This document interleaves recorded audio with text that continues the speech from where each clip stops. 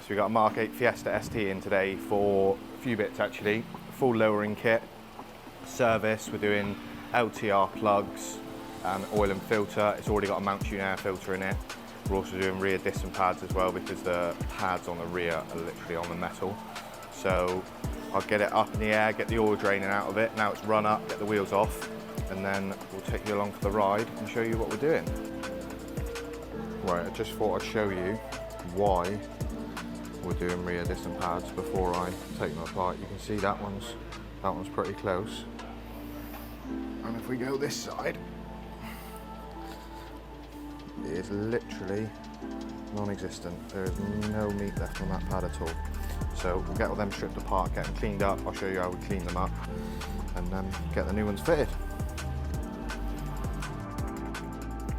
Right, so we've got one side stripped apart, just about to start building it up now. I've got the disc on obviously.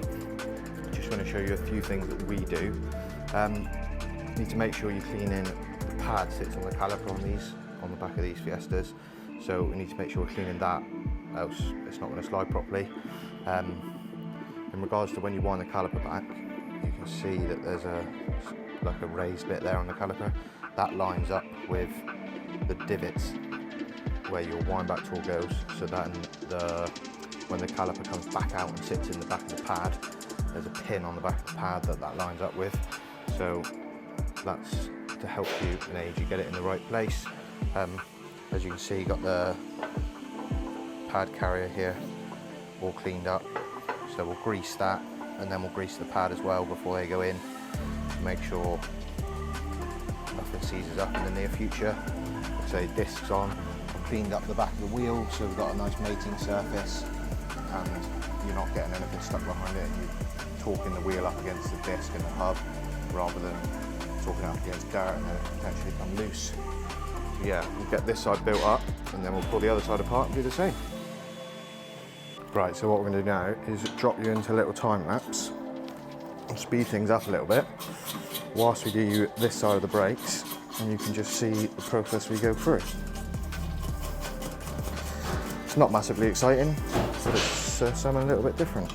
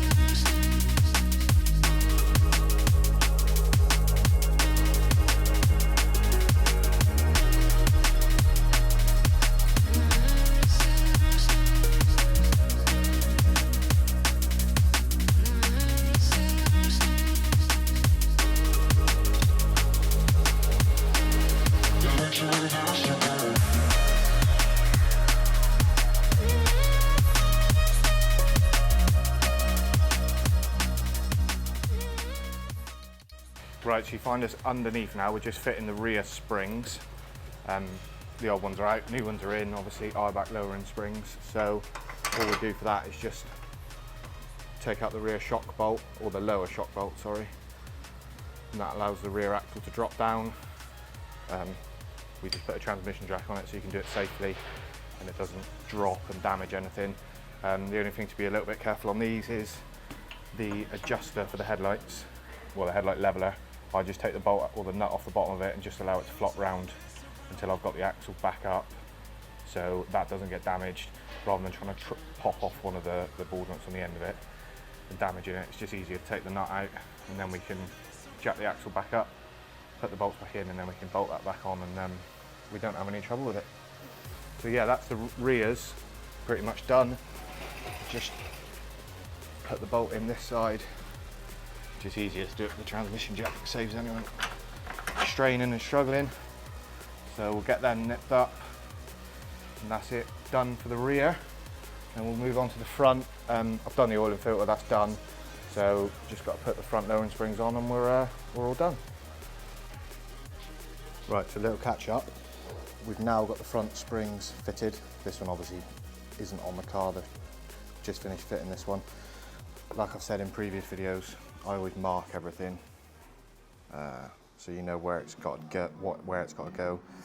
And we mark everything when it's tight as well. So we know that it's tight. The other one is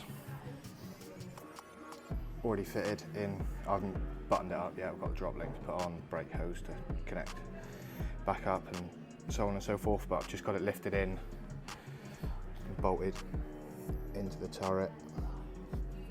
A lot of people will tell you you've got to take the wipers off and the scuttle off. There's a little 10mm bolt that goes in there in the lower tray of the two. If you undo the 10mm bolt, you can gently lift it up and you can get like a ratchet spanner in there. Saves you taking it all off. So sort of like that, and you can sort of see in there. So I'll get the shock back on and get all that buttoned up, and then we've just got to put the LTR plugs in, so we've got to gap them to 26 thou and then put them in, and then it's having Revo stage 1 this afternoon. Right, so there we go, another one done. I've fitted the spark plugs, LTRs we put in because we're putting Revo stage 1 software on it. These are the plugs we fit. There's a part number if you're interested. Yeah, done the rest of the service, put the oil in, cabin filters in. Didn't fit an air filter, like I said earlier, it's already got a mount tune one in it.